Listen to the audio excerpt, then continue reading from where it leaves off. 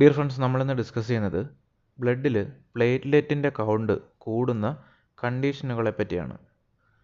ബ്ലഡിൽ പ്ലേറ്റ്ലെറ്റിൻ്റെ അളവ് കൂടുന്ന ഈ അവസ്ഥയെ നമ്മൾ ത്രോംബോസൈറ്റോസിസ് എന്നാണ് അറിയപ്പെടുന്നത്. ഇത്തരത്തിൽ പ്ലേറ്റ്ലെറ്റിൻ്റെ അളവ് കൂടുന്ന കണ്ടീഷൻസ് ഏതൊക്കെയാണെന്ന് നോക്കാം.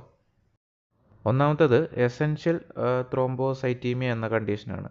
ഇത് പ്രധാനമായിട്ടും ഒരു ജനറ്റിക് കണ്ടീഷനാണ്. അതായത് നമ്മുടെ ശരീരത്തിൽ എന്തെങ്കിലും ജനറ്റിക് ചേഞ്ചസ് ഉണ്ടാകുന്ന ആൾക്കാരിൽ ബോൺ മാരോയിൽ കൂടുതലായിട്ട് ഈ പ്ലേറ്റ്ലെറ്റിൻ്റെ പ്രൊഡക്ഷൻ ഉണ്ടാകുകയും അങ്ങനെ ബ്ലഡിൽ പ്ലേറ്റ്ലെറ്റ് കൗണ്ട് കൂടുകയും ചെയ്യുന്നു.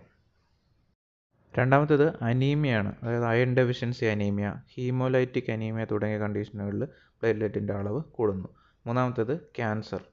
നാലാമത്തേത് ഇൻഫെക്ഷൻസ്, അതായത് ശരീരത്തിന് എന്തെങ്കിലും സീരിയസ് ആയിട്ടുള്ള ഇൻഫെക്ഷൻ ഉള്ള ആൾക്കാരിൽ പ്ലേറ്റ്ലെറ്റിൻ്റെ അളവ് കൂടുന്നു.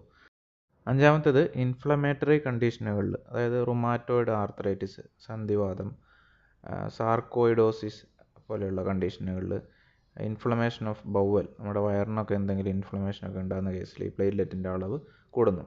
ആറാമത്തേത് ഇഞ്ചുറി, അതായത് നമുക്ക് ശരീരത്തിന് എന്തെങ്കിലും മുറിവൊക്കെ ഉണ്ട്, അകത്തും പുറത്തൊക്കെ എന്തെങ്കിലും മുറിവുണ്ടായി ധാരാളം ബ്ലഡ് പോകുന്ന അവസ്ഥ, ബ്ലഡ് ലോസ് ഉണ്ടാകുന്ന കേസിൽ പ്ലേറ്റ്ലെറ്റിൻ്റെ അളവ് കൂടുന്നു.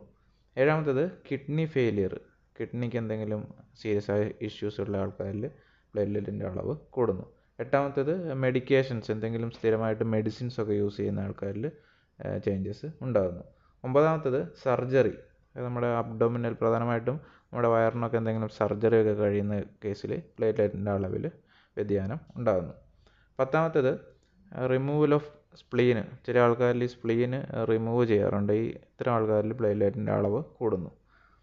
11ാമത്തേത് vitamin B12 deficiency, vitamin B12 അളവ് കുറയുന്നതും ഈ പ്ലേറ്റ്ലെറ്റിൻ്റെ അളവ് കൂടാൻ കാരണമാകുന്നു. ഇതൊക്കെയാണ് പ്രധാനമായിട്ടും പ്ലേറ്റ്ലെറ്റിൻ്റെ അളവ് കൂടാൻ കാരണമായ കണ്ടീഷനുകൾ.